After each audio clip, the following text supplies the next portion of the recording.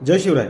तर मित्रांनो, स्वयंघोषित लोकनेता माजी खासदार रामशेठ ठाकूर यांच्या अनधिकृत रामबाग विरोधात पुन्हा एकदा येत्या 19 तारखेला सिडकोची निष्कासनाची कारवाई होणार आहे। या अगोदर देखील 2 वेळा ही कारवाई होणार होती, परंतु तो ताफा आहे जो तो इतर ठिकाणी वळवण्यात आला आणि प्रकल्पग्रस्तांच्या घरांची बळी देण्यात आली। परंतु यावेळी तिसऱ्यांदा राम ठाकूर यांनी एक चांगलाच कट रचलेला आहे। लोकांच्या डोक्यात विष टाकण्याचा प्रयत्न करत आहे।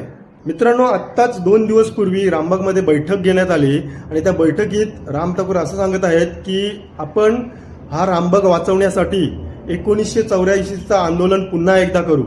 तर यांना मी आठवण देऊ इच्छितो, 1984चं आंदोलन लोकनेते दिबा पटेल साहेबांनी लोकांच्या जमिनींना भाव मिळावा यासाठी केला होता। सिडकोनी जे शेतकऱ्यांच्या जमिनी घेतल्या होत्या त्या जमिनींना चांगला मोबदला मिळावा यासाठी तो आंदोलन केला होता आणि तो यशस्वी ठरला। परंतु तुम्ही हा आंदोलन करत आहात तुमचा रामबाग वाचवण्यासाठी। लोकांना काय मूर्ख समजलात?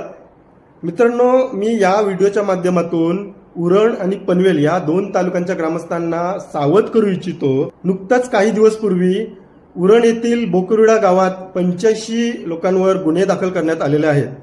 हे सिडकोनी गुन्हे दाखल केलेले आहेत कारण की त्यांच्या कारवाईत अडथळ निर्माण केलेली म्हणून। आणि आता पुन्हा एकदा सिडको रामबाग येथे कारवाई करायला येणार आहे।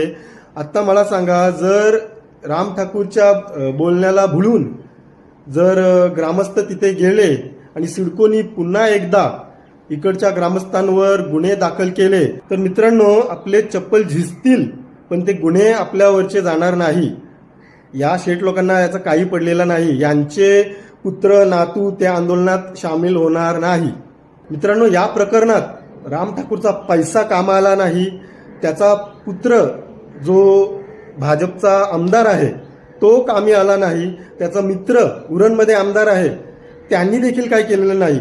म्हणून हा आता प्रकल्पग्रस्तांचा वापर करत आहे। माझा या रामबागेला का विरोध आहे मी हा पुन्हा एकदा सांगतो, कारण की माझ्या लहान भावाचा रामबाग मुले जीव गेलेला आहे आणि एका कोल्ह्या कुत्र्याचा जीव गेला असं या लोकांनी समजून त्या गोष्टीला दुर्लक्ष केलेलं आहे। म्हणून मी या रामबागचा विरोध करत आहे। या प्रकरणात तुमच्यावर गुन्हे दाखल होतील असं मला नको आहे।